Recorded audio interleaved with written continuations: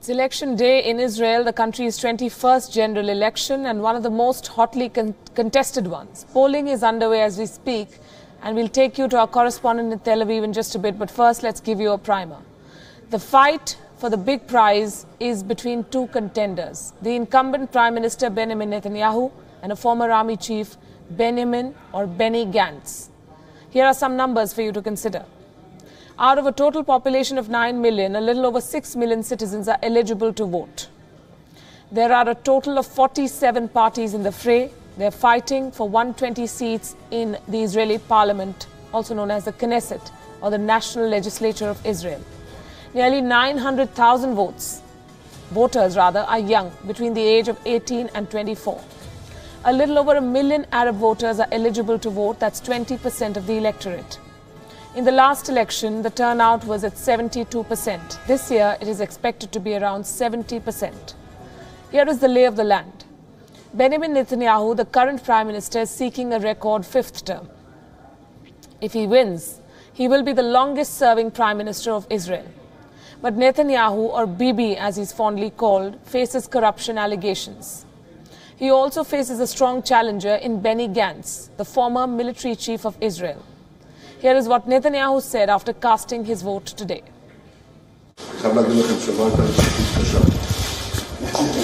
אבל זו פעולה קדושה. זה ממש מהות הדמוקרטיה. אנחנו צריכים להתברך בזה. אבל צריך לבחור טוב. אני לא יכול להגיד מה. אני יכול, אבל אני לא רוצה. לא פה. Now let's turn to the challenger, Benny Gantz. He leads the centrist Blue and White Alliance. He has pushed back against Netanyahu's strong image on national security. He has also cornered the incumbent on the issue of corruption. Gantz's appeal to the voters is very simple. He is not Netanyahu. We all should respect democracy. We all should take responsibility. Go to vote. Choose whoever you believe in. Respect each other and let us all wake up for a new dawn, a new history that we need to begin it. To start it. Thank you very much. If opinion polls are anything to go by, the battle is neck and neck, too close to call. But no party has ever won a majority in Israel's parliament. Whoever wins today would need support of other parties. The majority mark is 61. Opinion polls are giving both Netanyahu and Gantz 30 seats each. In fact, Netanyahu ran a government with 31 seats in the Knesset. Let's go straight to our correspondent, Beyond's West Asia Bureau Chief, Daniele Pagani, joining us live from Tel Aviv. Daniele, the million-dollar question is this: who is winning this election? Well, given the specific nature of these elections, so what you asked me is really a $1 million question. It is very, very difficult to predict who is going to take the lead in this race to become the Prime Minister of Israel. The impression is that Benjamin Netanyahu still enjoys a very solid support. Many in Israel do not think that it is the right time to have a change of guard at the top of the Israeli political arena, because they think that there are difficult moments to come. There is an entire deal of the century, the plan that the United States are proposing to discuss, and many do not think that Benny Gantz, as an outsider, can actually lead the country towards that moment, which will require Israeli politicians to take even maybe very difficult decisions. So the impression is that Benjamin Netanyahu still enjoys a solid support, but there are also large cities like the Israeli capital Tel Aviv, where I am right now, where people are way more open to Benny Gantz. They say that it is time to change, but this is also traditionally more liberal cities, so it really also depends on where you are. What is the mood on the ground? Well, Israelis are casting their vote. The turnout is similar to the last elections, and many were still undecided, even hours before going to the polls.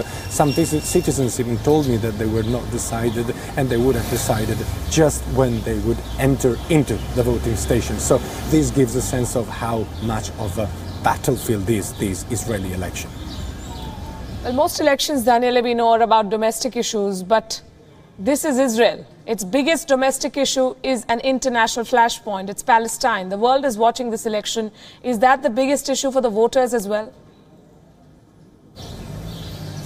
Well, credibility and respectability played a major role in Israel's election this 2019. Why do I say so? The fact that Prime Minister Benjamin Netanyahu will face eventually trials for bribery and corruption did play a role in Israelis deciding whom to vote. They did not really appreciate the fact that the Prime Minister will be possibly indicted and may be condemned if a court says so in the near future. So they see Benny Gantz as a possible moral alternative, and Benny Gantz played very well this card of being a moral and, so to say, clean alternative to Benjamin Netanyahu. Also, the fact that Netanyahu has been in power for more than 10 years plays a role. Israel is a democracy, and they do not favor a long-standing prime minister. They perceive that he's turning into a sort of a king. On the other hand, though, security played also a very important role, but Netanyahu showed that he actually can keep the chaos at bay. Yes, he has been criticized about how he handled the crisis with Gaza, the latest crisis with Gaza, but at the end of the day, during his premiership, Israel was to be considered and has to be considered a safe country where Israelis can definitely enjoy their safety. So it's the known devil. Israelis know that he can actually do the job. Benny Gantz has spent the entire life in the military, so he kind of has a sort of a pedigree.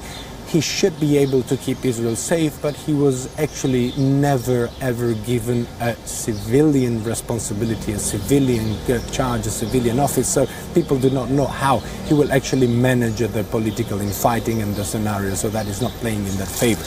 And economy does not really play a role. The economy in Israel is roaring, but foreign policy is. And again, here is a matter of credibility. Benjamin Netanyahu is considered by many a credible statesman who can go around the world and definitely place Israel and the Israeli foreign policy at the top of all the global agenda.